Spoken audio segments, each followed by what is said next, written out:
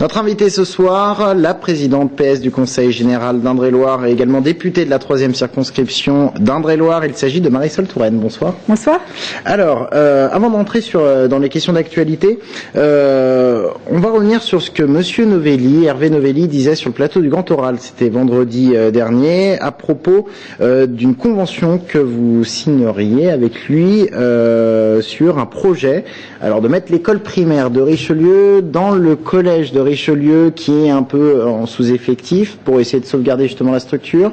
Vous vouliez revenir sur cela. Qu'est-ce que vous vouliez rajouter? Écoutez, d'abord, il n'y aura pas de signature en grande pompe en présence de membres du gouvernement, comme semble l'annoncer Monsieur Novelli. Pour le reste, de quoi s'agit-il? C'est un projet auquel je tiens beaucoup, à Richelieu, mais aussi au Grand Pressigny, puisque les premiers qui m'ont fait ce type de proposition sont les élus du Grand Pressigny. Le Conseil général a la volonté de participer au soutien des territoires ruraux. Et pour moi, le soutien aux territoires ruraux, ça passe par l'ancrage des services publics de proximité, la santé, bien sûr, et l'école, l'éducation. Dans ces secteurs, les collèges ont peu d'élèves, pas assez d'élèves. Les écoles primaires sont elles-mêmes, au fond, trop vastes pour les élèves, ou les élèves sont disséminés sur le territoire. L'idée, c'est quoi ? C'est donc de faire en sorte de regrouper les élèves du primaire et les collégiens sur un même lieu et de favoriser les échanges entre eux, mais en tout cas de leur permettre d'étudier dans de bonnes conditions. C'est garantir l'ancrage du service public de proximité de l'éducation nationale dans les territoires ruraux. Alors moi je suis heureuse que Hervé Novelli se réjouisse de ce type de projet, puisqu'il a participé à un gouvernement dont il était l'aile libérale, qui n'a cessé de critiquer le service public de proximité, qui n'a cessé d'expliquer qu'il y avait trop de fonctionnaires et qu'il fallait, au fond, permettre une plus grande efficacité du service public, ce qui passe, selon lui, par moins de fonctionnaires, moins de présence territoriale. C'est exactement la position différente que je défends. Et c'est la raison pour laquelle nous allons mettre en place cette politique. Je suis heureuse qu'il participe à cette démarche, mais on n'a pas besoin de tambours et trompettes pour cela, en tout cas. Alors, pas du côté du Conseil général. On parlait des collèges. Il y a un problème autour du collège d'Èvres et de Bléré. Les parents d'élèves de collégiens d'Èvres, enfin voilà, de ceux qui habitent à Azay sur Cher. Oui, donc ces collégiens devraient être transférés à Tours pour laisser la place à une partie des effectifs du collège de Bléré. C'est un petit peu compliqué. Les parents d'élèves estiment ne pas être entendus par vos équipes. Qu'est-ce que vous leur répondez? On a engagé une concertation avec eux exactement au même moment que nous l'avons fait avec les parents du collège de Bléré. Tout part effectivement de la situation de Bléré où il y a presque 800 élèves pour 700 places. Nous ne pouvons pas continuer dans ces conditions. Je le dis très clairement. C'est une exigence de sécurité. Est-ce que vous croyez que moi, j'irais prendre le risque de susciter des réactions, de provoquer des inquiétudes, s'il n'y avait pas une bonne raison, une raison qui s'impose à nous tous, élus, parents, enseignants, la sécurité des élèves. Et donc pour cela, c'est la seule solution de transférer ces élèves d'Azay à Tours. D'affecter, si vous permettez, prenons des mots qui sont ceux de l'éducation nationale. On ne transfère pas, on affecte des élèves à Philippe de Comines où ils allaient il y a une dizaine d'années.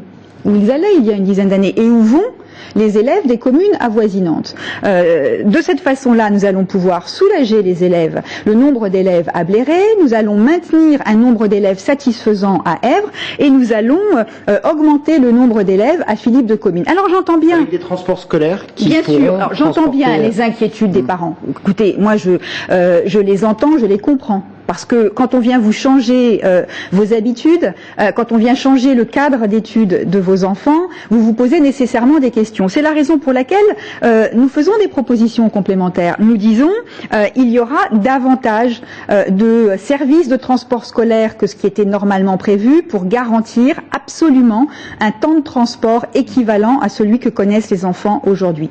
Nous disons par ailleurs, nous comprenons que des élèves qui rentrent en troisième, qui ont fait tout toute leur scolarité au collège d'Èvres, n'aient pas envie pour la dernière année du collège de changer de lieu d'accueil. Nous sommes donc prêts à faire en sorte que seuls les élèves de 6e, 5e, 4e soient affectés à Philippe de Comines. Et puis, j'ai eu l'occasion de m'entretenir avec l'inspecteur d'académie qui, pour l'État, est prêt, en relation avec nous, à mettre en place une section internationale, c'est-à-dire une section de très haut niveau qui vient valoriser le collège, qui vient valoriser la scolarité des élèves à Philippe de Comines. Et donc, nous faisons une proposition qui est une proposition à la fois satisfaisante sur le plan de l'accueil physique des élèves, mais qui est aussi extrêmement valorisante sur le plan du parcours de la scolarité des élèves. Alors on en vient à l'accord entre le PS et Europe Écologie qui prévoit notamment de réserver la 2e circonscription d'Indre-et-Loire au vert, avec la double étiquette PS, Europe Écologie. Est-ce qu'il faut respecter cet accord? Écoutez, moi je comprends là encore que les socialistes de la 2e circonscription soient un peu agacés. Déjà lors de la dernière élection législative, ils avaient eu à accepter un candidat, une candidate en l'occurrence, qui n'était pas socialiste. Et donc ils ont un peu le sentiment que c'est la circonscription de l'Indre-et-Loire qui sert de variable d'ajustement dans le cadre des accords. Donc j'entends cela. Il y en a qui vont se présenter quand même la discussion a eu lieu. Écoutez, chacun prendra ses responsabilités. Vous comprenez bien que moi, je ne peux pas, dans ma position, appeler à la dissidence ou contester l'accord. Il y a eu un accord. Voilà. Donc, je pense qu'il vaut mieux. Pas qu'il faut respecter l'accord non plus. Je pense.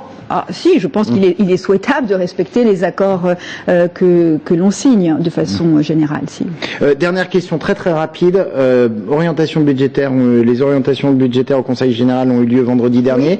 Petite hausse des impôts de 2%. Non, je n'ai pas dit ça. J'ai dit qu'elle serait de 2% au maximum. Nous avons indiqué que nous travaillons dans la perspective de l'élaboration du budget qui sera examiné en session le 16 décembre prochain.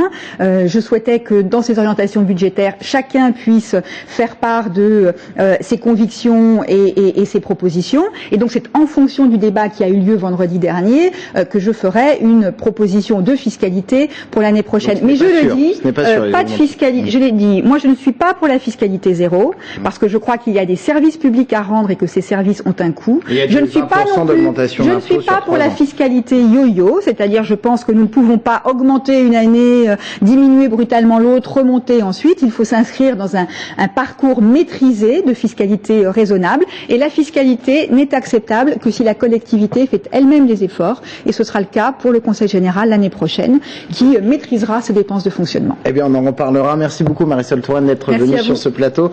Tout de suite, d'autres programmes sur TV Tour Val de Loire. Très bonne soirée.